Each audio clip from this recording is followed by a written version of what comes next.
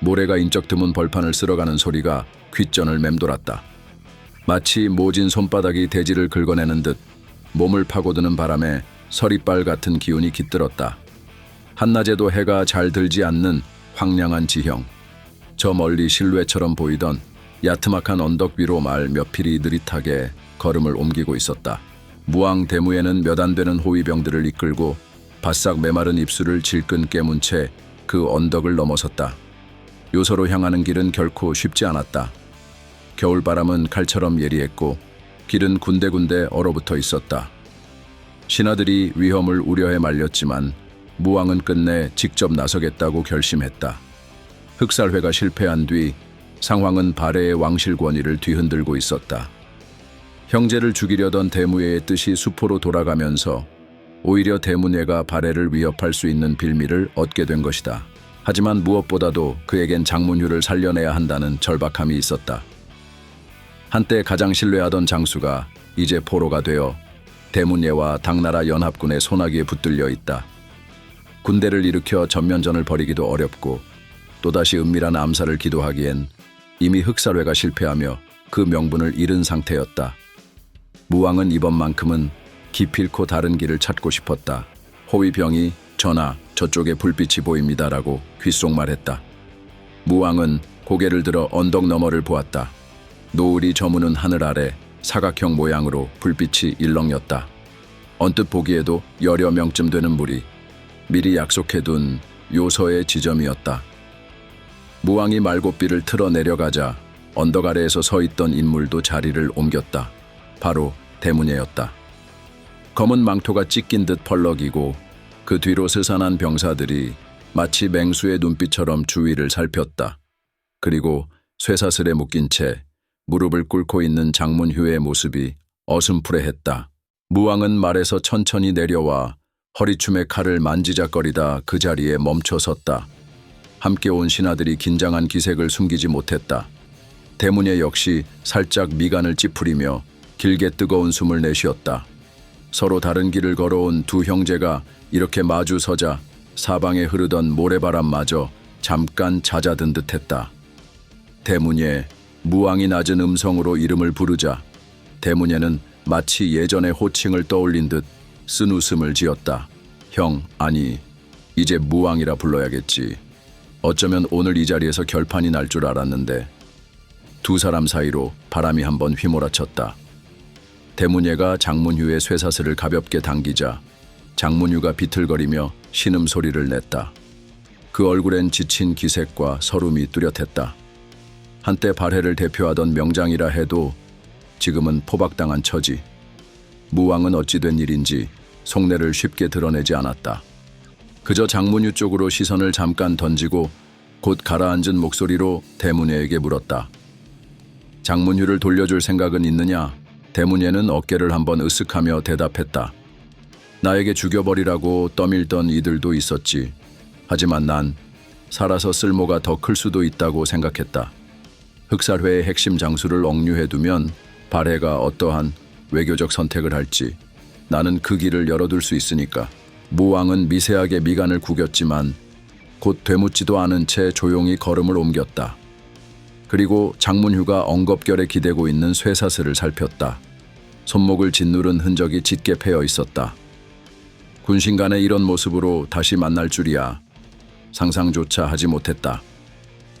장문휴는 발해를 지키기 위해 너 역시 발해를 지킨다며 당나라를 끌어들였다.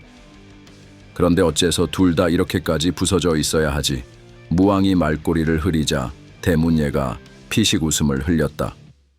형은 아직도 옛날 그때로 돌아갈 수 있다고 믿는 건가? 누가 누구를 지키든 결국 세상은 힘을 가진 자가 승자가 된다. 난 당과 함께하며 살아남았을 뿐이야. 장문휴가 쇠사슬에 묶인 손을 움켜쥐고 무왕 쪽을 향해 더 다가서려 했다. 무왕이 괜찮다는 듯 고개를 끄덕이자 대문예의 부하가 마침내 쇠사슬을 풀어주었다. 그 순간 장문휴는 긴장감에 사로잡혀 잠시 눈을 질끈 감았다. 포박에서 벗어나는 해방감보다 혹시나 뒤통수에 칼이 꽂히지 않을까 하는 두려움이 더 컸다. 그러나 아무도 공격하지 않았다. 바람이 멈춘 새벽처럼 묘하게 고요한 시간이 흘렀다. 무왕은 장문휴의 팔을 부축하며 낮게 명령했다. 일어서라. 발해를 위해 아직 네가 해야 할 일이 많다. 장문휴는 눈가가 붉어지며 턱을 파르르 떨었다. 전하, 가무파옵니다. 그들을 지켜보는 대문예의 시선이 어딘가 깊게 가라앉았다. 나도 이젠 형을 죽이지 않을 생각이야. 아니, 죽일 필요가 없어졌다고 해야 하나. 그 말이 울림처럼 허공을 때렸다. 호위병들 몇이 동요하듯 몸을 움직였으나 대문예는 검은 망토를 한번 털어내곤 뒤로 천천히 물러났다. 말해둔다. 발해가 나를 죽이려 든다면 그땐 나도 당을 온전히 끌어들여 공격할 거다. 형이 원하든 아니든. 그 뉘앙스에는 여전히 적대감이 깃들어 있었지만 마치 넌지시 기회를 주는 듯한 느낌도 들었다. 무왕은 그런 대문예를 가만히 응시했다. 수년간 피로 엮였던 분쟁을 오늘로 끝낼 수 있을까? 대문예가 더 이상 발해를 흔들지 않는다면 이 싸움은 일단락될 수도 있었다. 장문휴를 태운 말이 천천히 움직였다. 무왕 쪽 호위병들도 말을 돌려 전열을 정비했다. 반대편에서는 대문예가 손을 들어 자기 병사들에게 신호를 보냈다. 두 세력이 섞이지 않은 채 서로 간에 넓은 틈을 두고 한 발자국씩 물러섰다. 저물녘 하늘에서 달이 떠오르고 있었다. 붉은 노을이 사라진 뒤에 모래 언덕에는 낯선 어둠이 깔려 있었다. 무왕은 언덕을 등지고 마지막으로 대문예를 돌아보았다. 형제의 얼굴엔 애증과 회한, 그리고 알 수 없는 여운이 서려 있었다. 대문예 또한 무왕을 다시 보지 않을 듯 빠르게 시선을 거뒀다. 왕이 된다는 건 결국 모든 것을 품어야 하는 일이군. 무왕은 혼잣말처럼 중얼거렸다. 걸사유리와 장문휴가 그를 지켜보았으나 아무도 뭐라 답할 수 없었다. 지난 세월 동안 무왕이 형제를 없애려 들며 쓴 암살책은 그를 깊이 피폐하게 만들었고 발해를 위험 속에 몰아넣었다. 그러나 형제를 진정으로 베어버릴 수 있는지도 그는 스스로 확신하지 못하고 있었다. 등 뒤로 바람이 다시 불었다. 날카로운 모래 알갱이가 피부를 스쳐갔다. 대문의 일행은 이미 멀어져 모닥불 하나만 희미하게 남기고 사라졌다. 그 불빛이 사그라들며 언덕 어디에선가 늑대 우는 소리가 들리는 듯했다. 무왕은 갑자기 싸늘해진 팔뚝에 소름을 느끼며 다시 말을 탔다. 장문휴가 몹시 지친 얼굴로 무왕 곁에 다가왔다. 전하, 이대로 발해로 돌아가시는 겁니까? 대문예를 처단할 기회가 왔는데 무왕은 눈을 감았다 뜨며 호흡을 가다듬었다. 우리에겐 기회 같았지만 동시에 우리가 또다시 피를 흘려야 하는 길이겠지. 형제를 제거하지 못한 게 다행인지 불행인지 모르겠으나 지금은 이 선택이 낫다. 그 말에 장문휴는 아무 말 없이 무왕의 등을 바라봤다. 그동안 자신도 숱하게 전장을 누비며 적을 베었다. 하지만 이 형제의 싸움은 보통의 전쟁과 달랐다. 마치 끝없는 미로 같고 도무지 결말을 예측할 수 없는 시면 같았다. 그날 밤 발의 일행은 요소 벌판을 벗어나 언덕 아래에 잠시 천막을 쳤다. 불을 지피고 장문휴의 상처를 정성스레 치료한 뒤 모두가 잠들 준비를 했다. 그러나 무왕은 좀처럼 잠들지 못했다. 형제, 과연 이대로 끝인가? 다시 발해를 흔들지 않고 살아주길 바라는 건 터무니없는 희망일지도 모르지. 하지만 나도 지쳤다. 그는 달을 향해 조용히 눈을 들었다. 오늘의 요소 회동은 겉보기엔 화해 같아 보였으나 사실 서로 다른 곳을 바라보는 두 사람의 가슴에 깊은 음영을 남겼다. 며칠 뒤 발해의 땅으로 돌아온 무왕은 상경성에서 비밀리에 대신들을 불러들여 자초지종을 알렸다. 장문휴는 호소했다. 전하, 다시는 흑살회와 같은 무리한 작전은 없어야 합니다. 당나라는 우리를 늘 예의주시할 것입니다. 무왕은 고개를 끄덕이면서도 걸사유리에게 은밀히 밀명을 내렸다. 혹여 대문예가 당나라 병력을 끌어들이면 그때야말로 전면전을 피할 수 없다는 뜻이었다. 밤이 되자 무왕은 침전에서 홀로 술잔을 기울였다. 밖에는 달빛이 유난히 희미했고 바람은 차가웠다. 창호지 너머로 새어드는 바람이 그의 머리칼을 살짝 흩날렸다. 형제를 제거하지 못했다. 하지만 발해를 구했다. 고할 수 있을까? 마지막 수를 목에 넘기며 그는 작게 중얼거렸다. 자신이 지키고 싶었던 나라, 그리고 끊어버리고 싶으면서도 완전히 베어내지 못한 혈족. 모든 것이 안개처럼 가슴속을 감싸는 듯했다. 밤바람이 문틈을 흔들자 잔 속의 물결이 기묘하게 떨렸다. 왕실의 등불은 깊은 밤까지 꺼지지 않았다. 가느다란 빛이 반사되어 무왕의 얼굴에는 알 수 없는 그림자가 어렸다. 얼마 전 요소 벌판에서의 두 형제의 대치가 그에게 어떤 흔적을 남겼는지는 아무도 알 수 없었다. 다만 장문율을 비롯한 충직한 이들은 그 밤의 결정을 곱씹었다. 언젠가 대문예가 다시 돌아와 발해를 흔들지 않을까 하는 두려움, 혹은 미약한 희망. 그 모든 것에 대한 대가는 앞으로도 긴 시간 속에서 치러야 할 것이다. 바람에 날린 모래는 이미 유령처럼 흩어졌을 테지만 요서에서 피어오른 형제의 애증은 그 자리 어디쯤에 남았을 듯했다. 마치 아무도 없는 벌판 한가운데서 문득 시린 한숨이 깃드는 것처럼 무왕은 창가를 등지고 서서 조용히 눈을 감았다. 그리고 다짐처럼 혹은 중얼거림처럼 아주 낮은 소리로 말했다. 끝난 것이 아니다. 그러나 오늘로 잠시 숨을 고르자. 그 목소리가 침전 안에 희미하게 맴돌았다. 대문예가 어디쯤에서 비슷한 생각을 하고 있을지 누가 알겠는가. 스스로도 믿을 수 없는 말이지만 무왕은 그저 발해가 지켜지길 바랄 뿐이었다. 언젠가 다시 검을 마주 쥐어야 한다면 그때는 형제의 정에 따윈 뒤로 하고 온 힘을 다해야 하리라. 지금의 평온이 짧은 환상일지라도 지금은 그것이 전부였다. 737년 봄 상경성의 바람은 예년보다 쌀쌀했다. 아직 자욱한 겨울 기운이 완전히 물러가지 않은 듯 궁정 내벽마다 찬 공기가 감돌았다. 무왕의 기침 소리가 점점 잦아졌지만 그 횟수와 깊이는 더욱 끈질겨졌다.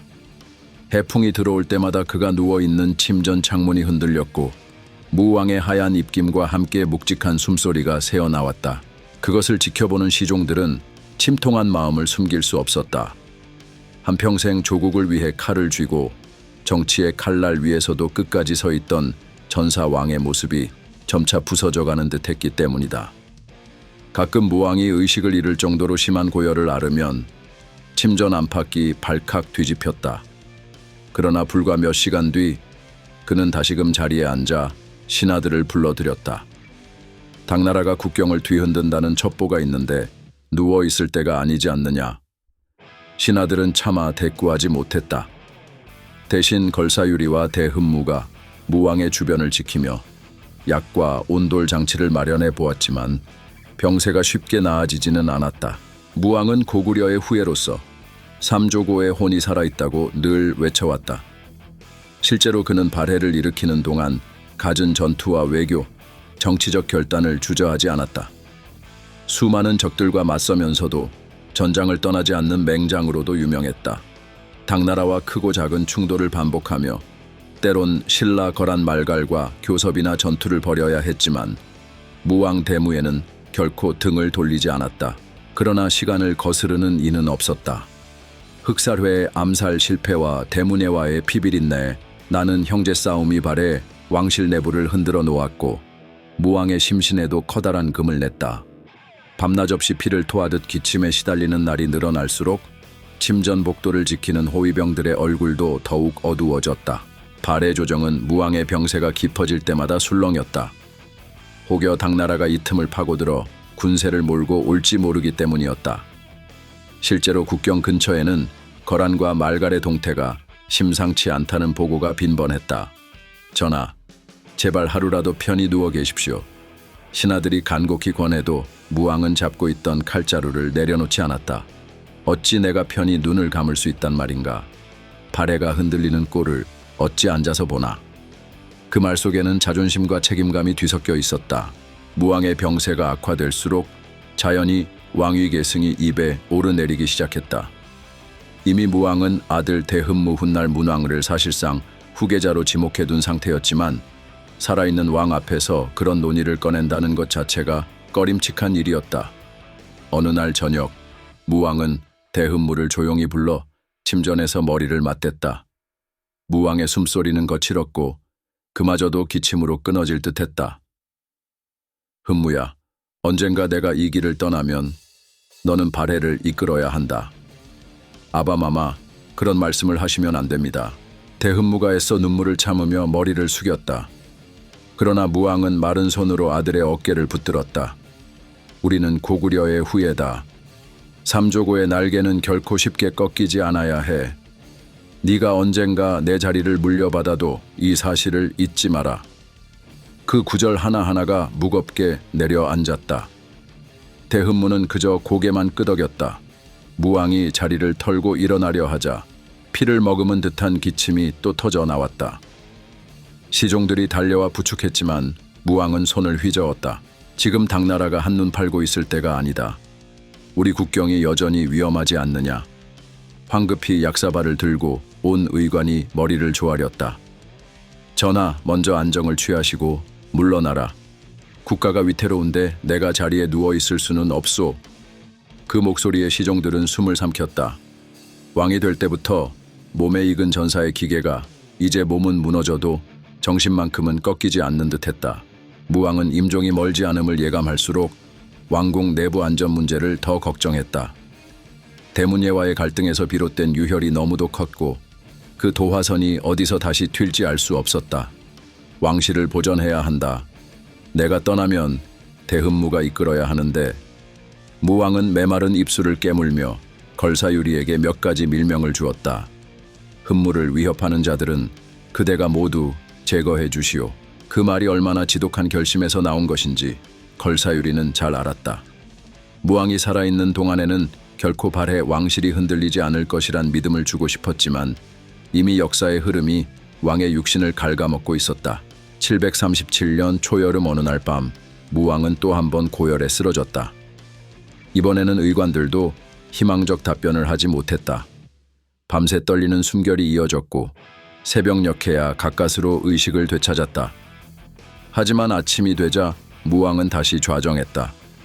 그의 목소리는 갈라져 있었지만 신하들에게 분명히 지시를 내렸다. 당나라가 전면 침공을 준비한다면 신라거란 말갈과의 관계를 다시금 정비하라. 난 마지막 순간까지 발해를 지켜야 한다. 신하들은 목이 메어 대답했다. 왕이 되어서부터 지금까지 무왕은 그 한 가지 신념만을 지켜왔다. 고구려의 후예, 삼조고의 혼을 지킨다. 비록 형제간의 비극과 수많은 피비린내를 남겼지만 발해라는 나라를 무너뜨리지 않겠다는 마음만은 변함이 없었다. 그리고 같은 날 밤 무왕은 침전에서 결국 자리에 눕게 되었다. 이번에는 기운을 되찾기 어려워 보였다. 대흠무가 달려와 그 곁에 엎드렸고 시종들이 의관을 부르는 사이 무왕은 작게 손을 흔들어 아들을 불렀다. 흠무야, 가까이 와라. 대흠무가 무릎으로 기어와 아버지의 손을 잡았다. 놀랍도록 식어 있었다. 그럼에도 무왕의 눈빛은 환도를 쥐던 전사의 기세가 남아 있었다. 네가 이 칼을 이어받아라. 이 나라를 지켜야 한다. 대흠무가 눈물을 떨구며 무왕의 곁에 놓인 칼을 조심스레 들어 아버지의 손 위에 올렸다. 네가 삼조고의 핏줄임을 잊지 마라. 역사를 잊은 민족에게 미래는 없다. 고구려의 길을 이어가라. 마지막 눈빛과 함께 무왕 대무예가 숨을 거두었다. 그 순간 침전 밖으로 곡소리가 터져 나왔다. 발해의 전사왕으로 불리던 그가 병을 이기지 못하고 세상을 떠났다는 사실이 일시에 궁궐을 뒤덮었다. 시종들과 병사들이 슬픔에 잠겼고 대흠무는 무심결에 칼자루를 꼭 쥔 채 아버지의 손길이 사라지는 걸 느꼈다. 며칠 뒤 무왕 대무예의 국장이 성대히 거행되었다. 발해 전역에서 모여든 백성들이 길거리 곳곳에 제단을 차렸고 밤낮 없이 초를 밝히며 조문을 이어갔다. 생전 무왕이 직접 활약했던 전장을 비롯해 왕궁에 이르기까지 사람들은 눈물을 흘리며 전사왕의 죽음을 애도했다. 무왕의 마지막 길을 보낸 직후 대흠무가 새 왕으로 추대되었다. 그는 스스로를 문왕이라 칭하며 연호를 새로 정했다. 아바마마의 전사를 기리되 이제는 문과 교섭의 시대를 열겠습니다. 발해의 기틀을 더 넓히고 전쟁이 아닌 외교와 문화의 힘으로 우리를 지켜내고자 합니다. 그 말이 조정에 울려 퍼지자 무왕 시대의 굵직한 전투를 지켜봤던 신하들도 고개를 끄덕였다. 무왕이 지쳐가던 와중에도 끈질기게 준비해둔 차세대 발해가 드디어 시작되는 셈이었다. 대인, 구독과 좋아요 부탁드리겠습니다. 소인, 목숨을 바치겠습니다.